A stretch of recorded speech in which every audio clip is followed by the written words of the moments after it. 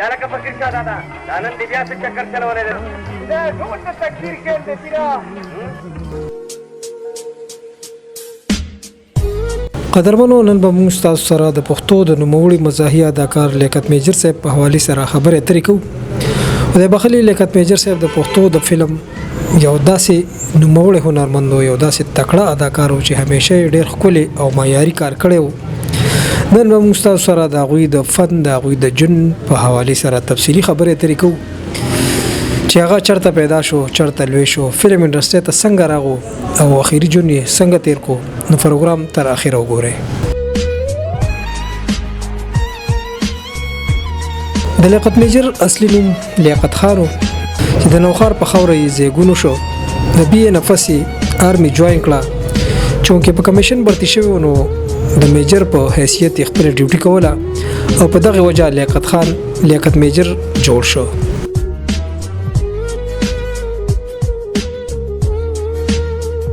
لیاقت میجر سره به زما ټسل بازي به وه، ولې چې لیاقت میجر به بدر منیر سره و او زه به نعمت سردي سره وم. په سټیجونو باندې په فلمونو کې دواړو مونږ ټسل به و. خو هغه لیاقت میجر هم کوشش مې محنت مې کړی و ورسره، خدای هم تبلیغ ته راغلی و. هغه وفات شوی هم دی. هغه د وفات نه پس زه ډېر خفه وم، اوسه پورې خفه. د لیاقت میجر د ډوکوالي نه د فلمونو سره شوق و. د دغه شوق د خاطره هغه د آرمي نوکري پرېښوده او شو بسته راغی. د لیاقت میجر وړاندې فلم علاقه غیر و چې په هغې کې هغوی یو نیګیټیو یعنی د ویلن کردار ادا کړی. خو د دغه فلم ډېر ښه ریسپانس لیاقت میجر ته میلاو نه شو او عوامو به طور ویلن قبول نه کړ. د لیاقت میجر صاحب په حوالې سره څه ویل غواړې؟ الله دې وخت هم وفات شوی. هغه هم ډېر ښه سړی خو هغه هم وفات شوی دی. الله دې جنتونه نصیب کړي. تاسو سره کار کړی و؟ رکشې والا کې مې ورسره کار کړی. ښه انسان و؟ ډېر ښه انسان و. چې به مخامخ راغلو ما له به خندا راتله. ریټایر کېدی به بیا راته ډایرکټر وخانده خو مه ګڼه ورپورې.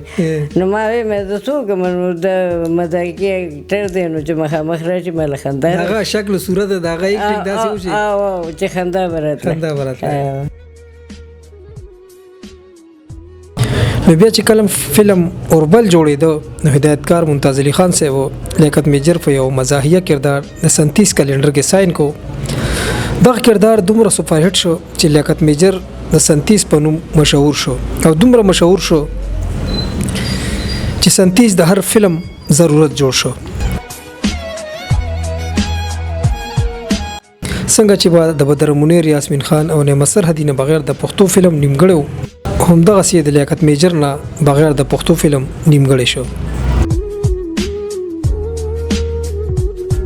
لیاقت میجر په بشمیره پښتو فلمونو کې د خپل فن مظاهره کړې وه. د هغوی په مشهورو فلمونو کې اوربل، دا غز دا میدان، اب حیات، ګڼ کپ، شپونکي، ټیکسي ډریور، ټوپک زما قانون دی، خانه بدوش، نادان او نور داسې بشمیره فلمونه شامل دي. د لیاقت میجر د فلمونو سره سره د الله د دین سره هم ډیره زیاته مینه وه. 15 وخته مونځ به د پابندۍ سره کولو. د ژوند په اخري فهره کې هغوی د فلمونو نه مکمل کنارکشي اختیار کړه او تبلیغ طرف ته لاړو. د دنیا زندگی چې دا نو دا یو قطره ده او د آخرت زندگی چې دا سمندر دی. او خپل ژوند یې تبلیغ ته وقف کو او هم په دغه لار کې په دغه پاکه لار کې په 21 جون 2019 کې وفات شو او په خپل کلی نوښار کې دفن کړی شو.